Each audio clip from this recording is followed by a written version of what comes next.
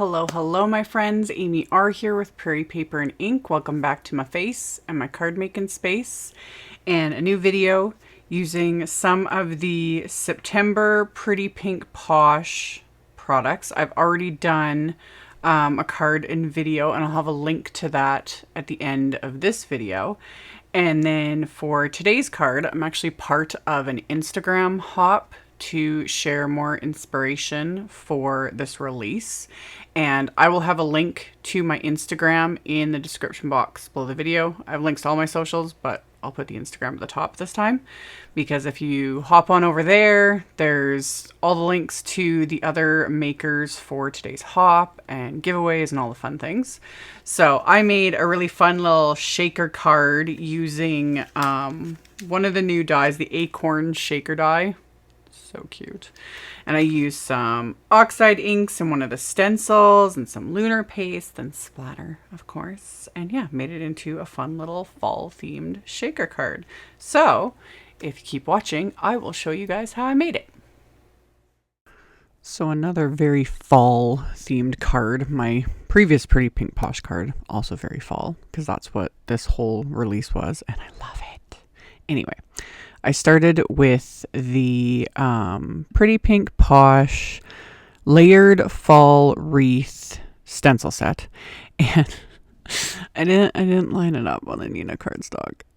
I redo this off camera because it was off center. I've talked about this before. Oval shapes, don't ask me why, I struggle with. Like literal oval wafer dies. If it's an oval shape, my brain just has a really hard time, lining it up. So I did all the stenciling, and then later, like when it was done, I was like, why? Like it was off center, and because it was, but it's fine. All of this is the same as what I redo to center it properly. So I took some Neenah Desert Storm cardstock. I stuck it to my Waffle Flower grip mat, and then the base of this stencil set. And I pounced on 4 different shades of Distress Oxide ink. And I used peeled paint, vintage photo, rusty hinge, fired brick, very fall colors, live. And then removed the stencil, removed the cardstock, wiped off my mat. And then I put what will be my card base onto the mat. And one of my pieces of Post-it tape. I put that at the score line so I don't get any ink past that. And then I just lined that stencil up a little bit better this time. Centered it a little bit better. And then without re-inking the paper pouncers or anything, and using very light pressure, like I'm just like very gently tapping, getting the color onto the inside of the card. Because I don't want it to be solid. I want it to be lighter so that it's easy to write over, but that the pattern is still there. So I just kind of follow along with where I already had the colors so that I'm not mixing them up too much. That is one of the nice things, though, about doing things like fall leaves. It's like, oh, the colors mix together and create mud, aka brown. It's fine, because that's what they're supposed to do. So very lightly stenciled that onto the inside of the card. And then I took the second stencil that does all of the, little spines of the leaves and whatnot, and lined that up, and I used the vintage photo, and I would just kind of pounce it on the center of the stencil there because I didn't have enough ink to do all of it. And same thing, just very light little taps, because again, I don't want it to be super dark. So I got that done so that the inside was done, and then I can wipe this stencil off because I wanted to use lunar paste with this on the main panel, because it just gives it that extra little something.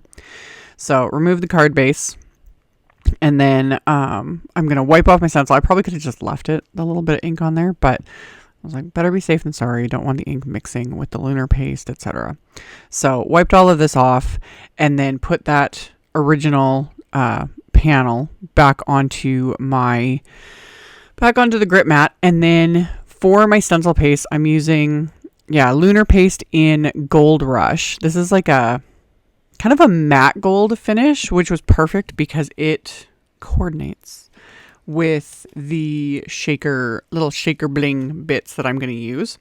So reline that up, got out the lunar paste, and people keep asking why I don't have my lunar paste sealed with press and seal. So far, I haven't felt the need to.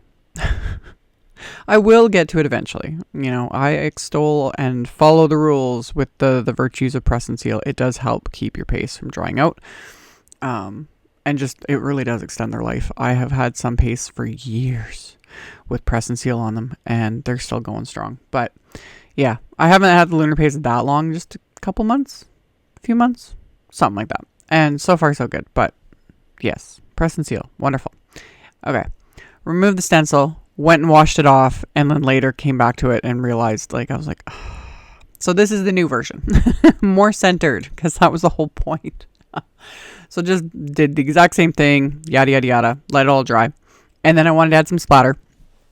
So I used Distress Mica Stain in Fallen Acorn. That was kind of appropriate, in my opinion, and also because Fallen Acorn is gorgeous. I was going to say that it was like my favorite Distress Mica Stain, but that would be a lie. They're all my favorite. Just depends on what I'm making. Anyway, you shake it up really well, always. The mica stains, the mica settles to the bottom, so you want to shake it up really, really, really well before you use it. I made an absolute mess shaking it. My hands are stained. It's just worth it, love it. So I splattered it with that, and then I also took some white gouache, put it on my little palette, added a little water to thin it out, and then used my fan brush and splattered that as well. And that'll dry back a bit so it won't be like stark white. But can never have too much splatter. And then I die cut that panel. After everything was dry, I die cut it with the largest of the new Stitched Torn Rectangles wafer dies. Love. And then I took Vintage Photo Distress Ink, just regular Distress Ink, and my little blending foam. And just blended that onto the edges of this. Just another favorite, you know. It's perfect for fall themed, or if you like the grunge and the distress look, obviously Vintage Photo, perfection.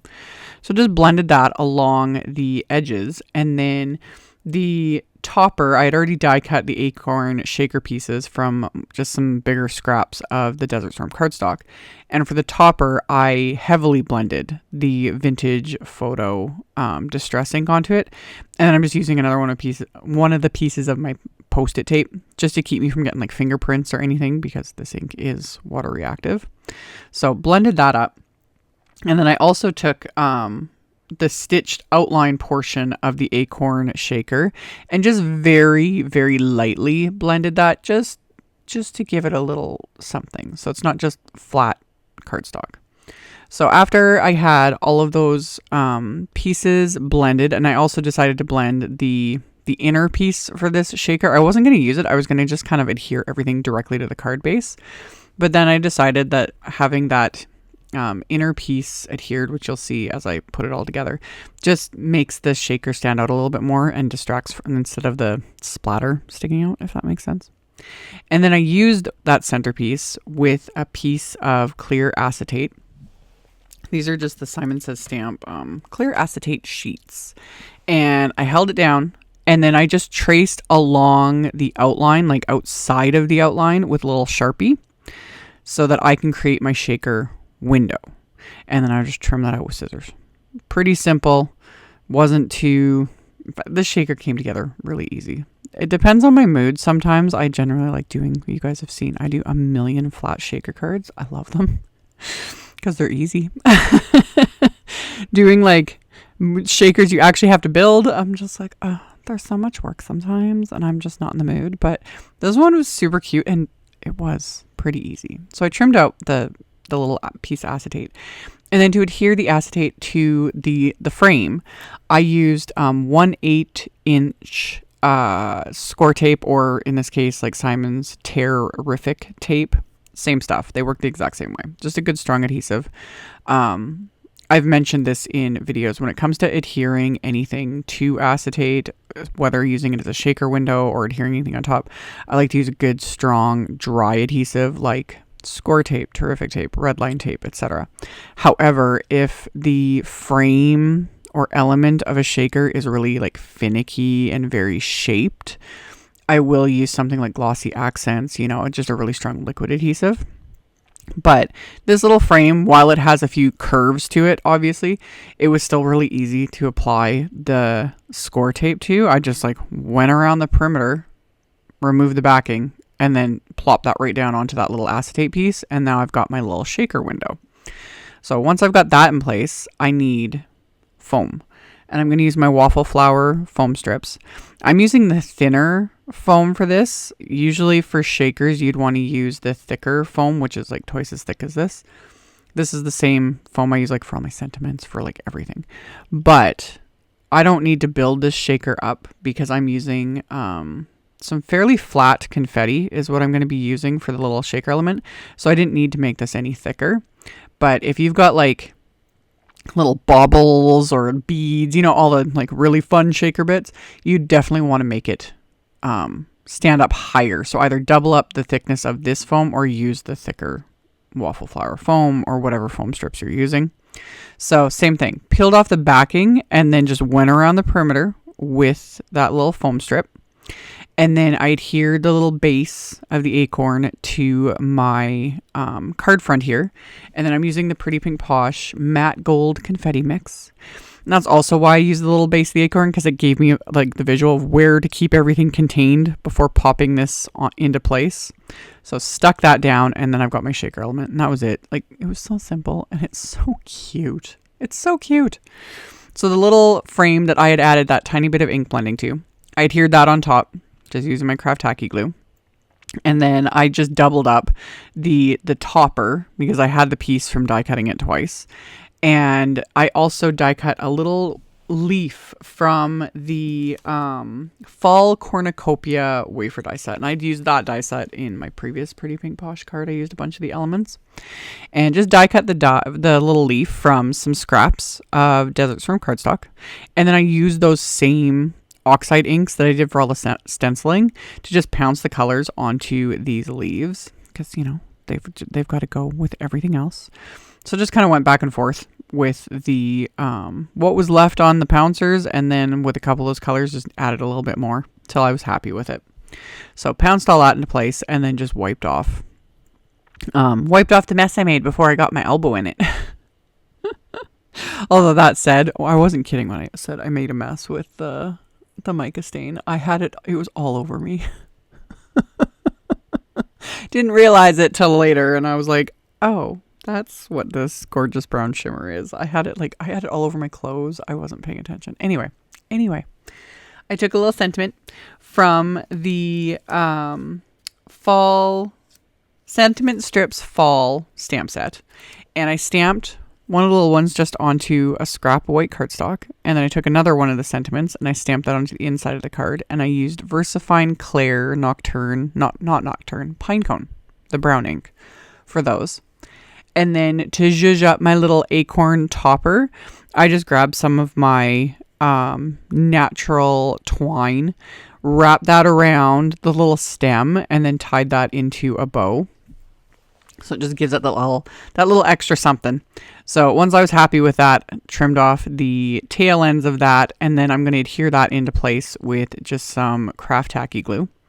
And then I'm going to tuck the little leaves kind of right under that bow there. And I'm also going to use a couple little foam squares to give them a little bit of dimension and also just adhere them really well into place.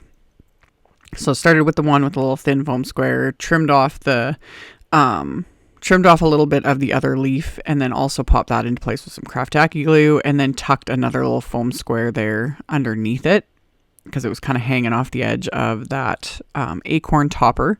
And then for the little sentiment that I'd stamped onto the scrap, I trimmed that down just with my paper trimmer, and then I just used my scissors to notch the ends there. And then same thing, I'm going to adhere that. I'm going to cut one of my little foam squares into just narrow little strips, pop that onto the end of this little sentiment strip, and then the other end I'm going to tuck again, kind of tuck under where the bow is. So got that into place, added the glue, pressed that down, got that adhered, and then I'm going to adhere this card front to the card base. Once I got this adhered into place, this card will be complete. So It's got its cute little shaker elements and the little bit of shine from the lunar paste and splatter, of course. It's just fun. So fun. And again, you can never go wrong with a shaker. So, like I mentioned in the intro, I will have links below the video to my blog post, to my Instagram where the hop is being held. I'll have my supply list with links to all of the supplies used. You can find all of that info in the description box below the video. Just expand it and everything will be there for you. And again, as always, thank you all so very much for taking the time to watch my videos, for thumbs upping, commenting, subscribe if you haven't. I'd love to have you. And I'll see you all very soon in the next video. Bye.